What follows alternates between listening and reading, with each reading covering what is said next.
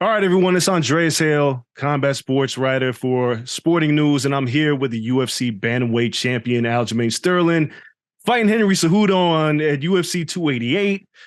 Bro, I just gotta start with this. Is this your Aretha Franklin moment? Like, we've watched you be the champion, but ain't nobody giving you that damn respect on social media. They come up with excuses as to why you keep winning. If you beat Henry Cejudo, is it enough of this? Well, TJ Dillashaw was compromised. Or, Petty, I don't even know what they can make up about it. But after this, they got to shut up. I mean, they can shut up now if they want to. Honestly, like it's not my job to control how my opponents come to the cage. At the end of the day, I do my job, which is compete, win, and move on to the next one. This is going to be no different.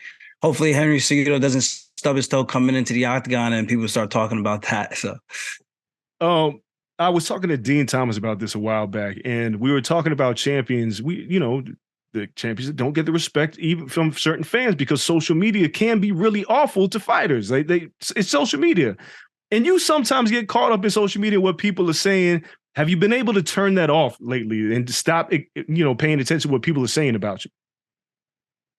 no, I like to. Social media for me is what it is. It's social media. It's to engage. It's to jump in the conversation, and I don't act like I'm any better than the everyday person who gets on the phone to have some banter with somebody else, you know? So I think some people get it kind of twisted where they look at that and they see, oh, I'm in his head, or like, no, I use the comments and I use that all as fuel the same way I use the interviews from my opponents. I use that as fuel. So it's like, if I'm going to turn that off, why not just turn myself off from literally everything and not listen to my opponents, not listen to the comments or media people who are saying stuff as well. So that's all it is for me. I think if you let it beat you up or get inside your head, that's a completely different conversation, and maybe that's a conversation you need to seriously have. But for me, I just have fun with it. Like it doesn't bother me. Clearly, 13 months of people trash talking me and me going back and forth with them shows that I'm a different mentality when it comes to the mental. You know, so that's the way I look at it. Some people might look at it like, oh, you're too involved in that. I'm like, listen, just because this controls your life, don't think that it does the same for me. Like I literally say what I say and then I'm out. I got things to do. You know what I mean? So I guess I just handle it and compartmentalize it a little bit different or better than most people. But again, I like to have fun. I like to engage with the positive, sometimes occasionally with the negative. I will say of late, I haven't had time to really go through as much because we've been pumping out so much content to go from YouTube to Instagram to TikTok. Facebook, it's a little much, you know. So I haven't had much time, especially because we've been in the trenches for this fight, and we'll see. Hopefully that works out to be better. If not, then maybe I need to up the ante and start talking and trolling people back. Well, you've been pretty good at that. So, I mean, let's get to it. True or false? Is Aljamain Sterling the most disrespected champion on the UFC roster right now? Uh Honestly, I really don't know. I couldn't give you an honest answer. It's I feel like they're on a UFC roster right now. Yeah, of all the champions, man. I mean, I'm just being, we look at social media and you're in tune. They don't make excuses for everybody else. It feels like they make excuses for every win that you have. Am I wrong? No, I think the excuses only started after the first Jan fight. But then that's also my first main event. I mean, right. Not main event, my first title fight where I was co-main. And that showing, if I'm being honest, wasn't an accurate depiction of everything I've done leading up to that title shot. So if you've never seen Aljamain Sterling fight, and that was your first time watching because you're a casual, which is okay. I get why those casual fans are like that, because that's the first and only ever appearance you've seen of me. And then you're just like, well, Jan must be this monster if the hype said Sterling is this, and this guy kind of just did whatever he wanted. Then a rematch, there's no way he loses to this guy. And you go into the rematch and then it's close, but not really. It's really not close. You almost have to figure out a way how to cope with your warped perception of reality because you're not a diehard fan, so you don't really understand what I've done or have watched my previous fights to really understand my entire game. So I guess I I maybe I'm too analytical with it. This is just the way I am. And I think it just makes it easier for me to make things sit. Like I said, if that's your first time seeing me, I understand, but I'm going to give you the option to go back and watch my previous fights leading up to that fight, my title run, and see how I even got there. And I guarantee you that tune will change. All right, so let's talk about Henry Cejudo. This is a fight that he says he wanted.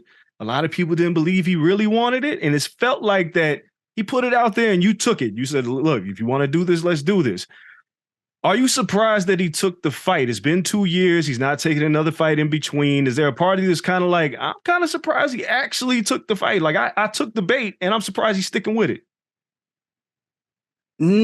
Nah, if I'm being honest, and maybe this is me being too honest, it's just I can't help myself. The UFC offered the fight. That was the fight that they offered me. They said the winner of Jan versus O'Malley, either whoever wins between myself and Dillashaw, there will either be a trilogy fight between myself and Jan, or I'll be fighting Sugar Sean O'Malley. Sugar opted not to take the fight, and they put Henry Cejudo in his place. So that was the fight that was given to me. So I said, okay, I really don't care who I fight as long as the checks add up. That's all that matters to me. This is prize fighting, man. I'm here to make as much money as much as I can. And that's why it's been frustrating with these injuries, because I could only be 33 for so long and 30 for so long before I get up there in age and start to slow down. So I'm trying to cash out as much as I can and be as active as I can. I'm thankful Cejudo took this fight, because in the beginning I was kind of reluctant about it. I'm like, well, I know you guys want this fight, but I don't think anyone gives a about Henry, because he just sits on the sideline talking. He's not going to fight. And then they showed some stuff and there was some big interest in the fight. I said, okay, well, now you got my attention, and now I'm going to be able to get up in the morning to go train, because this is a fight people want to see. And it gives me extra motivation when there's someone running their mouth and someone has to write a check that their ass can't cash. And I think Henry's been writing a check that his ass can't cash, and I'm going to cash it on May 6th.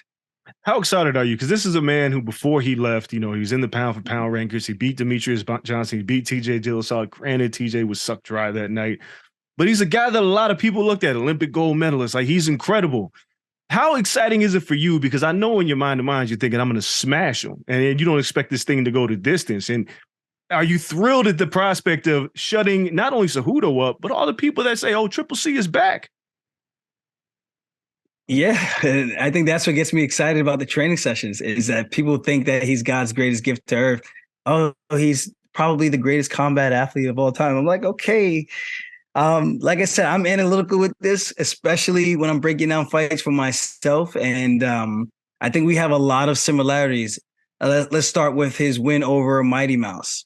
His win over Mighty Mouse, that was very controversial, that a lot of people thought he lost. And it wasn't like there was any dominant moment that he had where it's like he definitely won in comparison to my Jan fight. So my Jan rematch, his Mighty Mouse rematch, very similar in the way that people kind of perceived it. But then one was way more dominant in the sense of like the actual rounds that were won versus the other. One was very close where you could flip a coin for almost every single round. Okay, you have that one. Then he goes on, he fights TJ Dillashaw. TJ Dillashaw, he fights the skeleton of TJ Dillashaw, a guy who's been famished for 2 years, coming down to 125. And literally, you can say whatever you want about EPO. He was cheating. Yeah, he was cheating. But when you fight a skeleton of somebody who you can literally push and they fall over as if they're just completely weak, you got to raise an eyebrow at that, But again, he's only beating the people that they put in front of him. So no knock over here whatsoever. He's only doing the same thing I did. I did the same thing. I fought TJ Dillashaw. He had a tweaked shoulder. I fought 7 pro fights with a tweaked shoulder. And fortunately, I won to the point where I couldn't get through a training camp where I had to get the surgery. So I empathize with TJ, but I get that his fight with TJ is very similar. Then he fights Dominic Cruz. Short notice fight. 5.5 weeks notice to take a title shot against a guy who was training through the entire time for this training camp. Okay. So now when we look at everything, we compare it side by side, there's a lot of similarities between the two of us. And I don't think he's paying attention to that, but I am, because this is the way I approach the game. I break these things down to the most minute detail. And I think it's going to be a big fight. I think whoever wins this, it kind of removes all doubt for both of us. And I think that's the great thing about this matchup. And I just hope to God after I smash him, he doesn't get on the mic and start making excuses, talking about this was happening. Dude, nobody cares. Nobody cared about my neck, something that could have paralyzed me, but I fought. You know what I mean? So it's like, I don't want to hear about your little boo-boo shoulder. I don't want to hear about your boo-boo toe and your boo-boo knee. You went in there, you decided to fight. That means you thought you could win. You had good enough training sessions where you thought you could win. So let's figure it out. And I think Henry's going to be honorable enough where, you know, if he loses, he's going to hold that L like a man and take him and his sorry gold medal back to his house in Arizona. And maybe we could be friends later on. If you had to give Henry Cejudo's trash talker report card, what grade would you give it? I give it like a D. I mean, sometimes he gets some good stuff in there, but I know it's not him writing his tweets. Like, I know for a fact it's not him writing his tweets. So with that being said, me knowing that, I give him a D. Sometimes he gets some good stuff. And even in person, sometimes he says some stuff, but it looks like he maybe sits at home and brainstorms about it. And he waits for the perfect moment to interject it. So, and even when we did our face-to-face on the ESPN thing, I could tell a lot of the stuff he was saying was kind of rehearsed. And I was just like, dude, you are so god awful. You have no idea how bad you are. And I mean, it is what it is. It's not a snapping competition. It's a fist fight, you know? So he can be as cringy as he wants, but the guy's got some serious skills. And I get to test myself against one of the most winningest guys in flyweight and bantamweight. Maybe not bantamweight, but just in terms of UFC history. And I think that's what gets me up in the morning and to want to go train, because I know this is a serious competitor in front of me. But I truly do believe, though, I show up the way I've been showing up in training, I'm going to smash this guy, and it's going to be bad. Let me ask you about Merab, because, you know, I've talked to Ray Longo. Everybody's asked, oh, you know, is Merab going to fight Aljamain? Ray has obviously said no. Matt has said no. But here's the other part of this. And I know you talked about, you know, eventually moving to featherweight. But if Merab beats everybody that gets close to you, right? Like, is there somebody, for instance, if for whatever reason they offer Sean O'Malley to fight Merab, would you tell Merab, like, hey, chill, that's my money right there. Like, that's my bag right there. Can I get that fight? Or are you okay with Merab? Basically, I don't want to call him the bodyguard, but they got to get through him to get to you. And it doesn't seem like anybody's beating Merab. No, I wouldn't be mad at all. I think the weird thing about it is people are making it seem like he's got a title shot locked up and I'm blocking him from getting that. But that's not the case. If the UFC were to say, okay, Merab, you are getting the next title shot, now we're in a different situation. There's one more guy in front of him, which is Sean O'Malley, you know, who is guaranteed a title shot, promised a title shot, whatever that even means. So with that being said, I don't think it's one of those, I don't think it's as bad as people are making it out to be. I think if he were granted and promised that title shot, then we're in a different situation where now I have to kind of get off the pot and make a decision. And that's when we could kind of like seriously cross that bridge. But right now we've talked about it. I even told him after the Yan fight, even indicated, said, bro, call for the title shot. Call for the title shot. Let them guarantee you something and put it in writing. And then we could say, okay, we have something that's real on paper and not just us just kind of like, well, maybe this might happen. We don't know if this might happen. Maybe you should go up. Maybe you should experiment trying to go down to 25. Like, those are all conversations that they aren't real until it's actually there. And I think after this fight, we'll get a little bit more clarity, and then we can figure it out. I know he's recovering from his injury, and O'Malley's got the next shot, which could possibly happen in September now, because that's a quick turnaround to get back ready for July, you know, for either one of us. Because if the way I'm thinking this fight's going to go, someone's going to get really banged up, or both of us are going to get really banged up. Like, ain't no way I'm leaving that octagon. If I'm not getting my hand raised, best believe I'm taking pieces of your soul with me. Like, you ain't going to no next fight scotch-free. You know what I mean? So be prepared for a barn burner. So that's the way I kind of look at it. So I'm willing to go through the fire, and we'll figure it out when we cross that bridge. I think there's great opportunity for me at 145 and allow me the opportunity to actually bulk up and put a little bit more muscle on. And I think some good things could happen at that weight class as well. Yeah, I was gonna ask you, man, 145, because I know 135 is getting a tougher weight. I'm looking at you right now on Zoom. You looking like you look strong, you look big, and it seems like at 145, given who's there right now, obviously with Yair fighting Alexander Volkanovski, feels like in your mind you match up pretty well with the top half of that 45 division. That being said, I know you want to defend the title. I know you like to do this against Sean O'Malley. But next year, is it kind of exciting to think about, man, I ain't got to cut down to 35 no more. I might just make this move to featherweight and make it happen.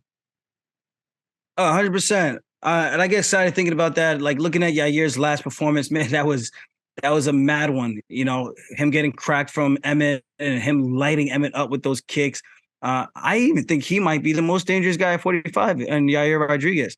And even showing much improvement off of his back, attacking, using those long limbs, tying people up from his back, and then looking for triangles off of his back. That's impressive stuff. That's dangerous. That's a fight that you're like, okay, no matter where I'm at, this is a fight that we're both probably taking a trip to the hospital. Like that's what that type of fight looks like. So there's a lot of challenges at that weight class for sure. I mean, of course, you got another Georgian hammer and Ilia Topuria. I know him and Merab are really good friends. That's one, if I could avoid, I would like to avoid it for the sake of that friendship that they have. And I've met him too. We've hung out a couple of times. Really cool, real cool guy. But there's a lot of fun fights at 45 with that being said, so I'm just looking at it to see how this goes, get an assessment at the UFC PI, take my strength test and all that stuff, my weight composition, and see how I can do this the right way and not just jump up and be small for the weight. Even though I don't think I would be the biggest, I don't think I'm gonna be the smallest, but I think if I could put on a little bit of muscle, I think good things can happen. My last question, Aljo, you're a Knicks fan? I'm a fan of New York. I'm a New York fan. I'm a New York fan. You got the Yankees join on, the Knicks are in the playoffs. Is this a sign, like, of all the things coming together, how you also can represent for New York, given all the great things that are happening for the city? Could Aljo just be right there where the whole city is screaming your name come the day after UFC 288? I think so, 110%. I'm so excited about what's going on right now for just our athletic programs, the Nets, the Knicks, all the other teams, man. So I just got to go out there and do what I do best, and hopefully good things happen. And it's my night. At the end of the day, all I could do is control what I could control is what I put in beforehand, which is the work, and then what I do on the night when I'm dancing under those lights. So so far we've been having really good success. We put ourselves in some really tough training situations, and mentally I feel like I haven't been in a better spot. I didn't ask you this. If you could fight anybody from any era, weight class, is there a fantasy fight that you've looked at historically that'd be like, damn, that'd be a fun fight for me to be in? I mean, the only one I really ever thought would be a cool one was the Dominic Cruz fight. And I always said, like, if I'm never going to train with these guys, then, I would like to fight these guys. Maybe even for Frankie Edgar as well. But at this point in my career, it'd be cool to just, like, train with those legends. But if there was ever a fight we could make, like, prime versus prime, I would say Dominic Cruz, Frankie Edgar. Those are two fights that would have been really fun to have. Oh, those are good ass fights. And is there a prediction for UFC 280? I know you're gonna want to walk away with your hand raised, but do you have a prediction? I truly do feel it's gonna be a second round TKO. I really do feel that. Something about it, just the way we're doing things. If any of these sequences come up the way that we've been visualizing it, I think my prediction it'll be Mystic Funk. Mystic Funk, I could dig it, man. Aljo, I appreciate the time, sir. Hopefully get to talk to you after UFC 288, but good luck, and I'm looking forward to that fight, man. Thank you. Thank you. Appreciate it.